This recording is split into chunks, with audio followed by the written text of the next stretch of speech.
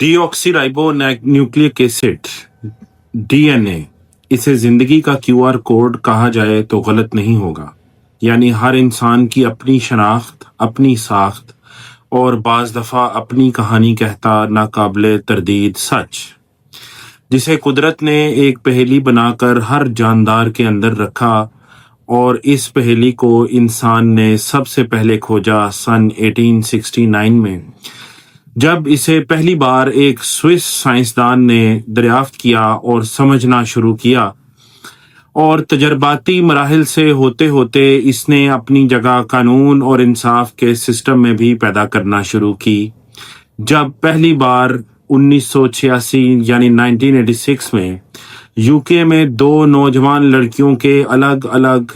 Murder की वारदात में मुलव्विस एक ही शख्स की शनाख्त और उस तक पहुंचने में DNA मददगार साबित हुआ। और इस तरह एक जीनियाती मुहक्किक ने पहली बार DNA प्रोफाइलिंग के जरिए ये मुश्किल काम सर अंजाम दिया। उस मुहक्किक का नाम एलिक जेफरी था, और उसका नाम यहाँ बतौर रेफरेंस लेना उसके काम को खिराज तहसीन पेश करना है। पहले केस से लेकर आज तक लाखों केसेस में DNA ने ट्रायल और इन्वेस्टिगेशन की बंद गुत्थियां सुलझाई हैं। बेगुनाहों को रिहाई मिली और अंधे मुकदमात में कई मुजरिमान को सजा। होते होते DNA साइंस की रोशनी बरे-सगीर के कानूनी सर्कल्स में भी पहुंची, और 1989 में पड़ोसी मुल्क इंडिया में सबसे पहला केस पेरेंटेज के हवाले से सुप्रीम कोर्ट ऑफ इंडिया में फैसला हुआ, और पाकिस्तानी फोरेंसिक और लीगल कॉरिडोर्स में भी DNA एविडेंस की बाज़गश्त सुनी जाने लगी।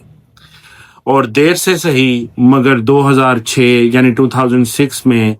पहले इदारे ने इस्लामाबाद में DNA प्रोफाइलिंग और डेटाबेस ने अपने काम का आगाज हाई प्रोफाइल क्रिमिनल इन्वेस्टिगेशन और काउंटर टेररिज्म के हवाले से किया, और दीगर अदालती फैसलों ने भी टाइम टू टाइम इसके इस्तेमाल के फ्रेमवर्क की तश्कील में एक गहरा किरदार अदा किया, जिन्हें आगे चल के वीडियो में डिस्कस करेंगे।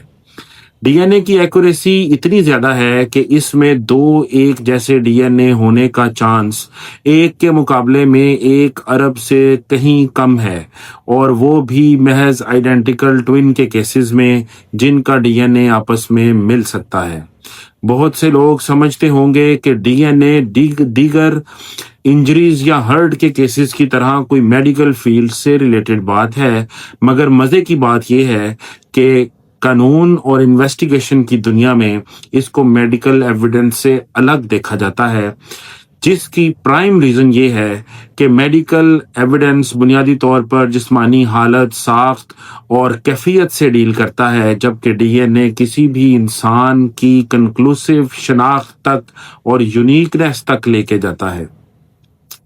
हमारे मुल्क पाकिस्तान में पहल इसके हवाले से कोई लीगल फ्रेमवर्क मौजूद नहीं था, मगर आहिस्ता आहिस्ता इसमें तरक्की होती गई और अदालत के फैसलों ने इसमें पैरामीटर्स डिफाइन किए। दोस्तों, पाकिस्तानी अदालतों में DNA एडमिसिबल तो है, मगर इसकी हैसियत सेकेंडरी या कोरोबोरेटिव पीस ऑफ एविडेंस की है। यानी अकेले DNA शहादत की बुनियाद पर जुर्म की सूरत में सजा का फैसला नहीं किया जा सकता, और इसको कानूनी तौर पर कानून शहादत ऑर्डर के आर्टिकल 59 जो कि opinion of expert in science etcetera से डील करता है के तहत डील किया जाता है, या फिर इससे QSO के ही आर्टिकल 164 के तहत मॉडर्न टेक्निक्स या डिवाइसेस के जरिए असर ट्रीट किया जाता है। अदालतें अपने नतीजे इन्हीं असूलों की बुनियाद पर निकालती आई, और अगर अदालतों के पास मामला किसी शख्स की वल्दियत के हवाले से आए तो उस सूरत में QSO के आर्टिकल 128 जो कि लेजिटिमेसी के हवाले से है, DNA के कबूल करने या ना करने का सबब भी बनती हैं,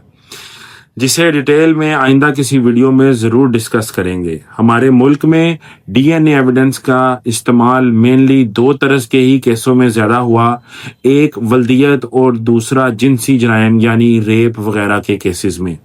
वल्दियत के केसेस में जैसे कि पहले बताया गया है, इसका इस्तेमाल आर्टिकल 128 128 QSO की रोशनी में किया जाता है या नहीं किया जाता, और अदालतें इन केसेस में डीएनए की बुनियाद पर फैसला करने की हौसला शिकनी करती हैं, मुख्तलिफ कानूनी और मजहबी और सोशल पेचीदगियों से बचने की खातिर। जबकि फौजदारी मुकदमात खसूसन जिनसी जराइम में डीएनए टेस्ट को सेक्शन 13A एंटी रेप के तहत 72 घंटे के अंदर अंदर लाजमी कह दिया गया है, और इस सूरत में मुल्जिम या मुजरिम की मर्जी का भी कोई ख़ास अमल दखल नहीं रखा गया, और टेस्ट का किसी सरकारी फैसिलिटी से होना भी लाजमी लिखा गया है। लिहाजा एक बाल का टुकड़ा, थूक का एक कतरा, जिल्द का हिस्सा काफ़ी है किसी भी इंसान की एक्यूरेट शनाख्त और पहचान करवाने के लिए। इतना सब होने के बावजूद डीएनए की हैसियत सेकेंडरी इसलिए है कि सज़ा और बरियत के फैसले में दीगर अवामिल भी शामिल रहें और गलती का चांस कम से कम हो। ये बात अपनी जगह मुमकिनात में शामिल है, और इस पे केसेस भी रिपोर्टेड हुए हैं जिनमें एक इंसान का डीएनए उसका अपने वहाँ गए बगैर पहुंचाया गया और उसे किसी केस में गलत मुलविस करने की कोशिश की गई। डीएनए शवाहिद की परख के लिए चंद मोटे मोटे असूलों में ये बात भी शामिल है कि मुतल्लिका जगह से क्या डीएनए का सैंपल मुकम्मल सही हालत में लिया गया कि नहीं, क्या वो सैंपल सही तरीके से प्रिजर्व किया गया, क्या वो सैंपल डीएनए के हिफाजत के तमाम असूलों को मद्देनज़र रखते हुए लिया गया कि नहीं, क्या किसी बैरूनी आलूदगी से पाक रखा गया कि नहीं, सैंपल पूरी मतलूबा मिकदार में मिला या नहीं। इन सब बातों का ख्याल रखते हुए क्या एक्सपर्ट ने उसे सही तरह इंटरप्रेट किया कि नहीं, और उससे सही रिजल्ट्स निकाले या उनसे नतीजे में कोई गलती या चूक हो गई। ये और इस तरह के और भी अवामिल हैं जो डीएनए जैसे पावरफुल टूल को भी नकारा बना सकते हैं। जहां डीएनए ने बहुत सी राहें आसान की हैं, वहां पर इसने बहुत सी फिक्रें भी पैदा की हैं, जिनमें सबसे ऊपर डीएनए सैंपल का गलत इस्तेमाल और गैर कानूनी इस्तेमाल है।